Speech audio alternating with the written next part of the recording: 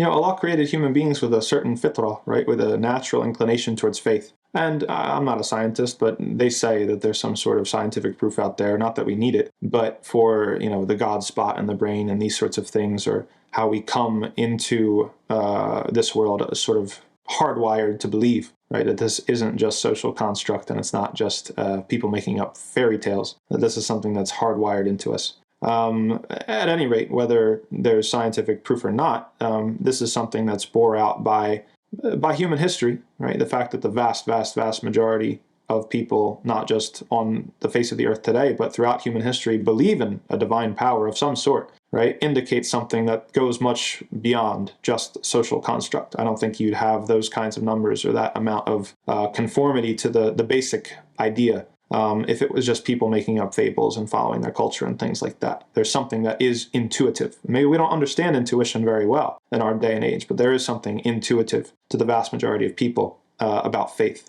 And Allah says in the Quran, in Surah Al-Shams, He says, قَدْ أَفْلَحَ مَنْ, He's talking about the nafs, قَدْ أَفْلَحَ مَنْ زَكَّاهَا وَقَدْ خَابَ مَنْ دَسَّاهَا. He said that this thing, it can go one of two ways. Either you nourish it and cultivate it, and it will develop and continue to be refined, or you can neglect it, and then it will get buried, right? So this is how to account for the seeming discrepancy when you come to people later who say, well, I don't find that I have a sort of natural disposition to have faith. Like, I see all this evidence, and to me, I interpret that as a sign of evolution or a sign of this other sort of thing, right? We look at the same world, and I see pattern and order, and you see chaos, right? Well, that's because, faith is not just an epistemological method. It's not just an instrument to be used upon other things. It's also a virtue, and it's also a disposition. And so somebody who has a faithful disposition, or the virtue of faith, they're going to leave themselves open, right? They're going to not have buried that part of themselves that is receptive to